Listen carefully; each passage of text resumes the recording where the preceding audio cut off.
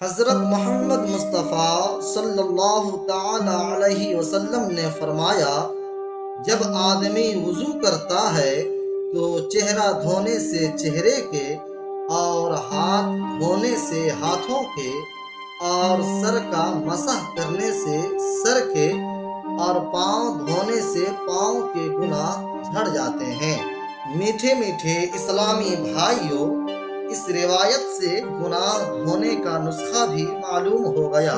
الحمدللہ عز و جل، وضو میں کلی کرنے سے منہ کے، ناک میں پانی ڈال کر صاف کرنے سے ناک کے، چہرہ دھونے سے پلکوں سمیت سارے چہرے کے، اور ہاتھ دھونے سے ہاتھ کے ساتھ ساتھ ناخنوں کے نیچے کے، سر اور کانوں کا مسح کرنے سے سر کے ساتھ ساتھ کانوں کے، اور پاؤں دھونے سے پاؤں کے ساتھ ساتھ پاؤں کے ناخنوں کے نیچے کے گناہ بھی جھڑ جاتے ہیں۔ حضرت امام اعظم ابو حنیفہ رضی اللہ تعالی عنہ جامع مسجد کوفہ کے وضو خانے میں تشریف لے گئے تو ایک نوجوان کو وضو بناتے ہوئے دیکھا۔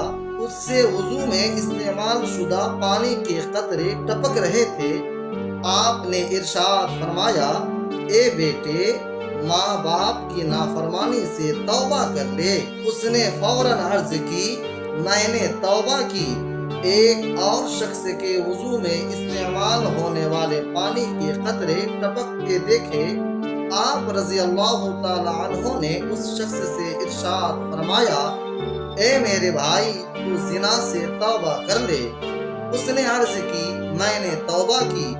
ایک اور شخص کے وضو کے قطرات ٹپکتے دیکھے تو اسے فرمایا، شراب نوشی اور گانے باجے سننے سے توبہ کر لے۔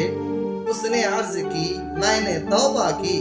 سیدنا امام اعظم ابو حنیفہ رضی اللہ تعالی عنہ پر کشف کے باعث چونکہ لوگوں کے عیوب ظاہر ہو جاتے تھے، لہٰذا آپ رضی اللہ تعالی عنہ نے بارگاہ خداوندی میں اس کشف کے ختم ہو جانے کی دعا مانگی۔